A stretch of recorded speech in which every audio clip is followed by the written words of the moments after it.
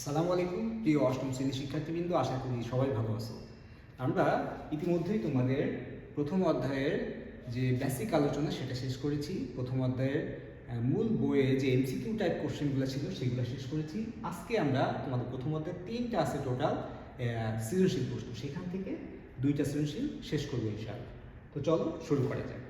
আমাদের প্রথম সৃজনশীলে আমাদের বলছে উদ্দীপকে যে নিচের জ্যামিতিক চিত্রগুলো কাঠি দিয়ে তৈরি। এখানে আমরা দেখতে পাচ্ছি 3টা চিত্র আছে, 3টা চিত্র কাঠি দিয়ে তৈরি। কত মতো বলছে কাঠির সংখ্যা তালিকা করো। তার মানে এখানে প্রথম চিত্রে কাঠি আছে কয়টি দেখো, 1 2 3 4টি। দ্বিতীয় চিত্রে 1 2 3 4 5 6 7। তৃতীয় চিত্রে 7টার সাথে 1 2 3, তার মানে 10টি। এই যে 4 7 10 এটাকে তালিকা করতে হবে। যে বের করলাম 4 7 10, এটাকে লিখলেই তালিকা হয়ে গেল। তাহলে আমরা লিখতে পারি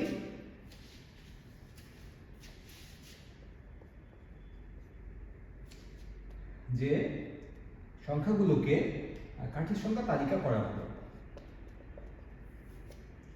কাঠির সংখ্যা তালিকা করা হলো। তাহলে 4 7 10। কেউ যদি এভাবে লিখে ওকে অ্যান্সার হবে। আবার কেউ যদি চায় যে না আমি এভাবে লিখবো না, আমি একটু ছক আকারে দেখাবো, আরো সৌন্দর্য বৃদ্ধি করবো, কারণ আসলে সৌন্দর্যের শেষ নেই। উপস্থাপন যার যত সুন্দর হবে হয়তো বা মার্ক সে বেশি পাবে না, কিন্তু এর ইম্প্যাক্টটা কিন্তু অন্যভাবে পড়বে তার প্রতি, তাই না? তাহলে এখানে কেউ যদি চায় যে না আমি একটা ছক করে দেখাবো,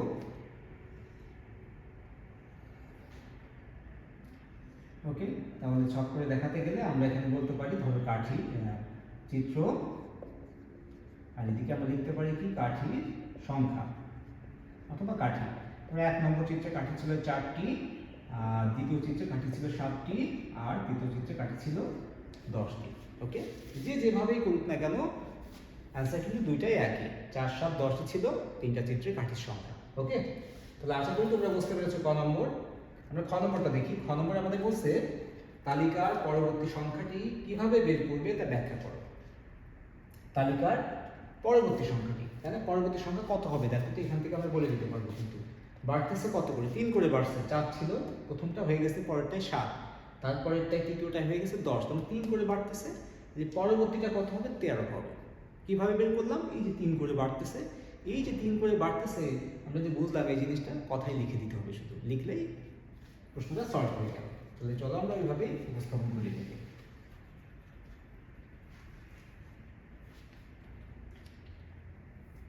ওকে, তাহলে খতে আমরা লিখতে পারি যে প্রথম চিত্রে কাঠির সংখ্যা 3টি, তাই না? 4টি, সরি। ওকে, দ্বিতীয় চিত্রে কাঠির সংখ্যা 7টি, আর তৃতীয় চিত্রে কাঠির সংখ্যা পাচ্ছি আমরা 10টি। তাহলে আমরা বলতে পারি যে প্রতি ক্ষেত্রে কাঠির সংখ্যা 3টি করে বৃদ্ধি পাচ্ছে। প্রতি ক্ষেত্রে কাঠির সংখ্যা 3টি করে বৃদ্ধি পাচ্ছে। তাহলে অতএব তালিকার পরবর্তী সংখ্যাটি কি হবে, এই যে শেষ যে সংখ্যাটি ছিল 10 দ্বিতীয়, তার সাথে 3 যোগ করলে পরবর্তী সংখ্যা আমরা পেয়ে যাব। লিখতে পারি অতএব তালিকার পরবর্তী সংখ্যা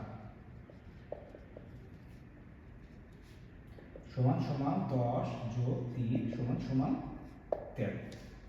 ঠিক আছে, এটাই তালিকার পরবর্তী সংখ্যা এবং এটা ব্যাখ্যা করে আমরা বের করছি। এখানে যে ব্যাখ্যা হচ্ছে এটাই যে প্রতিটা কাঠির সংখ্যা প্রতি ক্ষেত্রে 3 করে বাড়তেছে, এটাই একটু ব্যাখ্যা। ঠিক আছে, আশা করি তোমরা বুঝতে পেরেছো খ নম্বর। ওকে, আমরা এবার গ নম্বরটা দেখি। গ নম্বরটা আমাদের বলছে কাঠি দিয়ে পরবর্তী চিত্রটি তৈরি করো এবং তোমার উত্তর যাচাই করো।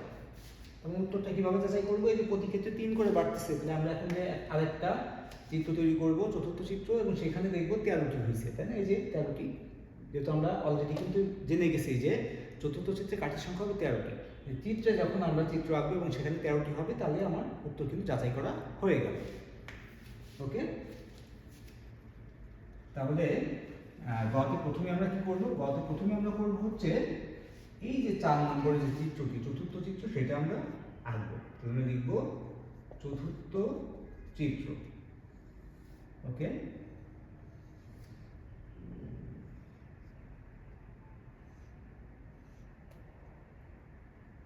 এই যে চতুর্থ চিত্র, তাই না? তাহলে চতুর্থ চিত্রে আমরা দেখি 1 2 3 4 5 6 7 8 9 10 11 12 13। চতুর্থ চিত্রে কাঠির সংখ্যা কয়টি আসছে? 13টি আসছে। তাহলে আমরা লিখতে পারি কি যে চতুর্থ চিত্রে কাঠির সংখ্যা 13টি পেয়ে গেছি আমরা। এখন আমাদের বলছে যে তোমার উত্তর যাচাই করো। তোমার উত্তর কিভাবে যাচাই করবো? আমরা এখানে দুইভাবে যাচাই করতে পারি। একেবারে সংক্ষেপে যদি আমি করতে চাই তাহলে আমরা খতে কিন্তু অলরেডি উত্তর একটা পেয়েছি, তাই না? পরবর্তী চিত্রে কাঠি হবে কয়টি? 13টি।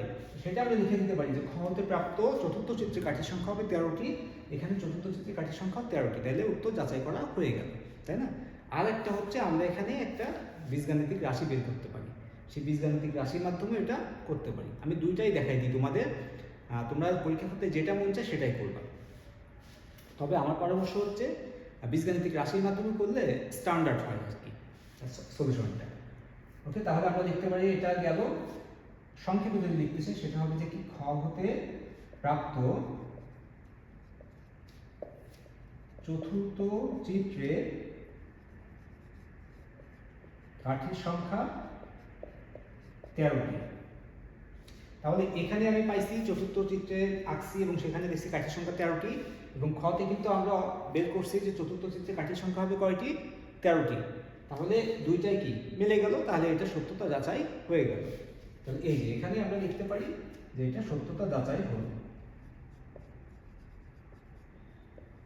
অথবা কি বলছে যাচাই করো। ওকে, উত্তর যাচাই করা হয়ে গেল। এটা হচ্ছে প্রথম অ্যান্সার। আর দ্বিতীয় যেটা স্ট্যান্ডার্ড অ্যান্সার, সেটা হচ্ছে আমার এখান থেকে কি করতে হবে? সমীকরণ বের করতে, বীজগাণিতিক রাশি বের করতে হবে। বীজগাণিতিক রাশিটা কি বের করতে হবে সেটা আমরা একটু দেখি। সেটা লিখতে হবে কি প্রথম চিত্রে কাঠি সমান সমান কয়টি ছিল? প্রথম চিত্রে 4টি, তাই না? এই 4কে আমরা লিখতে পারি কি 3 যোগ 1। ওকে, এখন তোমাদের মধ্যে প্রশ্ন আসতে পারে, আচ্ছা 3 যোগ 1 কেন লিখলাম? 4কে আমি তো লিখতে পারতাম 2 যোগ 2, অথবা 4কে আমি লিখতে পারতাম 5 বিয়োগ 1, অথবা 6 বিয়োগ 3। হাজারভাবে তো আমি লিখতে পারতাম, আমি কেন 3 যোগ 1 লিখবো?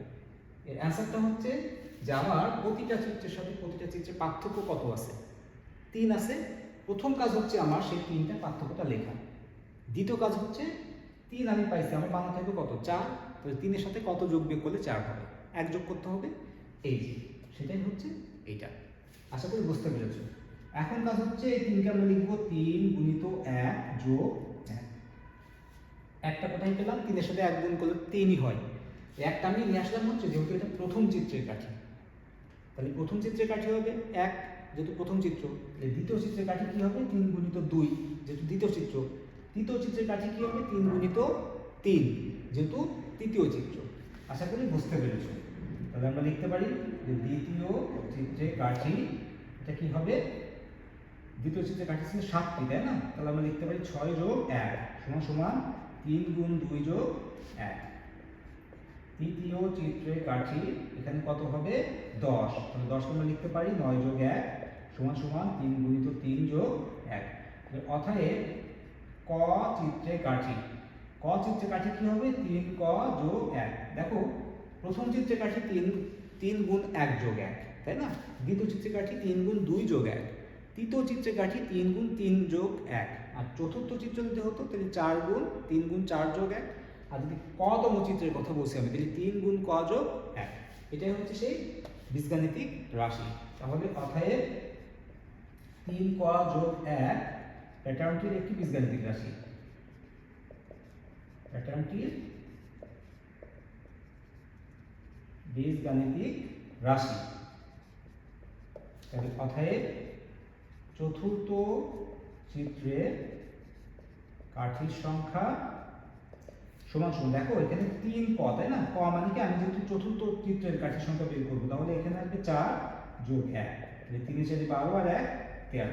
দেখো আমাদের এখানে কাঠির সংখ্যা 13ই বের হয়েছে, এবং আমরা যখন একটা বীজগাণিতিক রাশি বের করে তার মাধ্যমে মানটা বের করছি সেখানে 13ই আসছে। তাহলে কি হয়েছে? এটা সত্যতা যাচাই হয়েছে। আশা করি তোমরা বুঝতে পেরেছো কিভাবে এটা করতে হয়। তাহলে 1 নম্বর কিন্তু আমাদের শেষ। এবং এই যে আমরা এখানে একটা বীজগাণিতিক রাশি বের করলাম, এই অধ্যায়ের অধিকাংশ সৃজনশীলের ক্ষেত্রে কিন্তু এই বীজগাণিতিক রাশিটা প্রয়োজন হবে। তাহলে এটা যদি এখানে বুঝে যাও তাহলে বারবার কিন্তু আসবে, শুধু সংখ্যাটা চেঞ্জ হবে, সিস্টেমটা কিন্তু একই থাকবে। ওকে, তাহলে চলো আমরা এবার 2 নম্বরটা দেখি।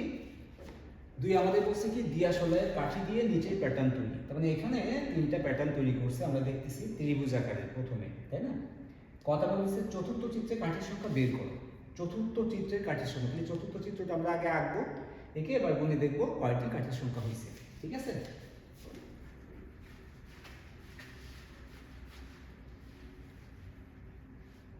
ওকে। 2 এর ক আমরা লিখতে পারি যে চতুর্থ চিত্র। দেখো প্রথমে একটা ত্রিভুজ ছিল, তারপরে 2টা হয়েছে ত্রিভুজ, তারপর হয়েছে 3টা। তাহলে চতুর্থ চিত্রে কয়টা হবে? 4টা। আঁকানোর সময় আমরা খেয়াল রাখবো, ধরো এটা ছিল প্রথম চিত্র, এর সাথে যখন আর একটা ত্রিভুজ বেড়ে গেছে তখন হয়ে গেছে দ্বিতীয় চিত্র, তাই না? ওকে, এর সাথে যখন আর একটা ত্রিভুজ বাড়ছে এটা হয়ে গেছে তৃতীয় চিত্র। এর সাথে যখন আর একটা ত্রিভুজ বাড়বে এটা তখন হয়ে যাবে চতুর্থ চিত্র। আশা করি বুঝতে পেরেছো। এখন আমরা কাঠির সংখ্যা বের করি। 1 2 3 4 5 6 7 8 9। এই চতুর্থ চিত্রে কাঠির সংখ্যা কয়টি? 9টি। আমাদের কতে কিন্তু সেটাই বলছে যে কয়টি কাঠি আছে। অতএব চতুর্থ চিত্রে কাঠির সংখ্যা 9টি। ওকে, ক আমাদের শেষ। আমরা এবার খ দেখি। খতে আমাদের বলছে প্যাটার্নটির পরবর্তী সংখ্যা কিভাবে বের করবে ব্যাখ্যা করো। তার মানে এর পরের সংখ্যা কত হবে সেটা আমাদের বের করতে হবে। তাহলে প্যাটার্নটির পরবর্তী সংখ্যাই কিন্তু এই যে চতুর্থ চিত্র, তাই না? কারণ এখানে তো প্যাটার্নের কয়টা আছে? 3টা আছে। তাহলে পরবর্তী সংখ্যা চতুর্থ সংখ্যা, চতুর্থ সংখ্যা মানেই তো চতুর্থ চিত্র। আমরা কিন্তু অলরেডি পেয়ে গেছি 9টা। এই 9টা কিভাবে পাইছি সেটা আমাদের এখানে বের করতে হবে।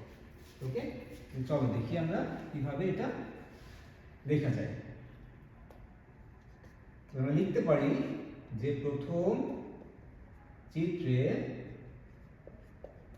কাঠির সংখ্যা, প্রথম চিত্রে কাঠি ছিল কয়টি? দেখো তো, 1 2 3টি। প্রথম চিত্রে কাঠি ছিল 3টি। দ্বিতীয় চিত্রে কাঠির সংখ্যা কয়টি ছিল? দেখো তো, 5টি। 1 2 3 4 5টি। আর তৃতীয় চিত্রে 1 2 3 4 5 6 7টি।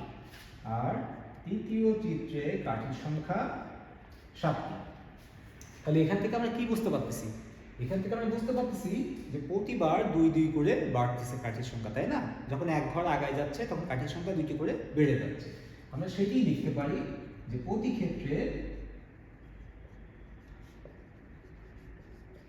কাঠির সংখ্যা 2টি করে বৃদ্ধি পাচ্ছে।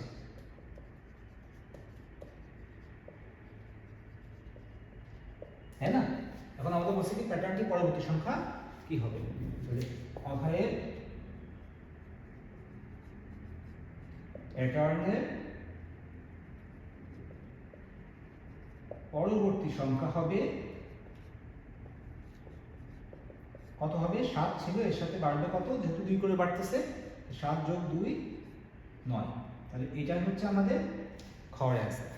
আশা করি তোমরা বুঝতে পেরেছো। এই যে ব্যাখ্যা করতে বলছে, এই যে ব্যাখ্যাটাই হচ্ছে এটা, যে প্রতি ক্ষেত্রে যে কাঠির সংখ্যা 2টি করে বৃদ্ধি পাচ্ছে আমি লিখে দিলাম, এটাই হচ্ছে ব্যাখ্যা।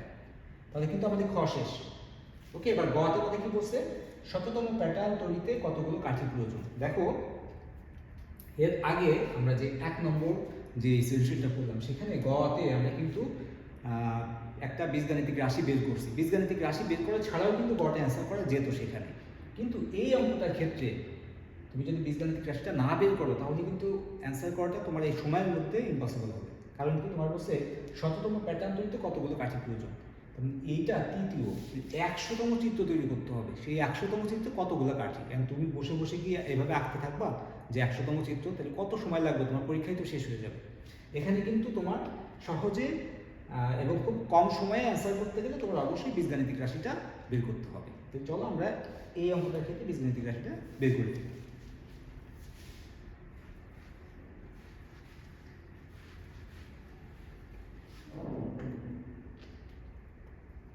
ওকে, বীজগাণিতিক রাশিটা আমরা সেম একের গতে যেভাবে করছি সেভাবেই করব। এখানে আমাদের কি যে প্রথম চিত্রে কাঠি বা কাঠির সংখ্যা যাই বলো না কেন প্রথম চিত্রে কাঠি ছিল কয়টি? 3টি। 3কে আমরা লিখতে পারি কি 2 যোগ 1। কেন 2 যোগ 1 লিখলাম? এই যে পার্থক্যের কারণে। পার্থক্য কত ছিল দেখো তো, প্রথম চিত্রের সাথে দ্বিতীয় চিত্রের 2, তাহলে সেই পার্থক্য আসবে 2, এরপরে মূল সংখ্যা 3, তাহলে 2 এর সাথে কত যোগ বিয়োগ করলে 3 হবে, 1 যোগ করলে। ওকে, তারপরে আমরা এখানে লিখতে পারি কি 2 গুণিত 1 যোগ 1। এটা করে পেলাম এই যে প্রথম চিত্র যেহেতু, তাহলে 2 এর সাথে 1 গুণ করে দিছি, সংখ্যাটি কিন্তু ঠিকই থাকলো এবং আমার একটা সিস্টেমে আসলো। ওকে, তারপর আমরা লিখতে পারি দ্বিতীয় চিত্রে কাঠি। দ্বিতীয় চিত্রে কাঠি ছিল কয়টি? এখানে 5টি, তাহলে 5কে আমরা লিখতে পারি 4 যোগ 1, তাই না? এই 4কে আমরা লিখতে পারি আবার 2 গুণিত 2 যোগ 1।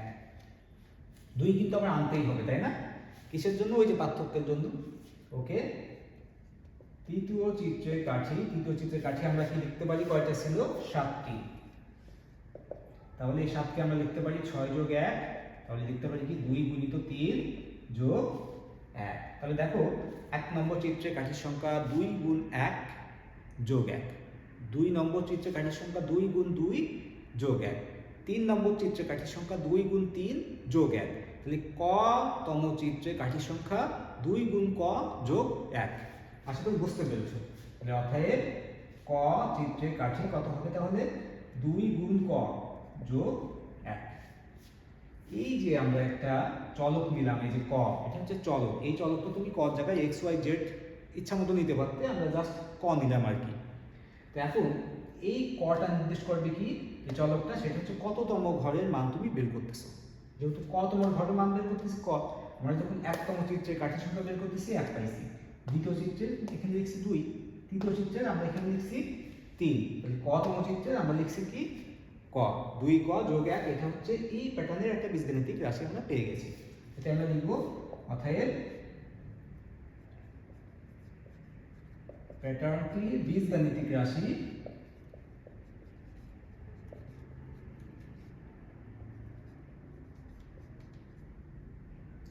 দুই ক যোগ 1। আমরা বীজগাণিতিক রাশি পেয়ে গেছি।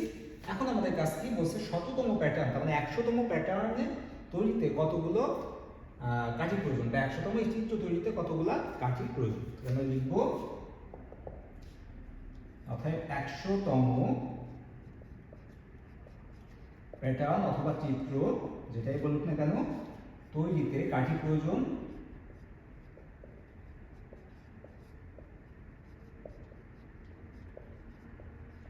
ওকে। 100তম প্যাটার্ন তৈরিতে কাঠি প্রয়োজন কয়টি? আমাদের সূত্র ছিল 2 ক, কর জায়গায় আমাদের কত হবে এখন?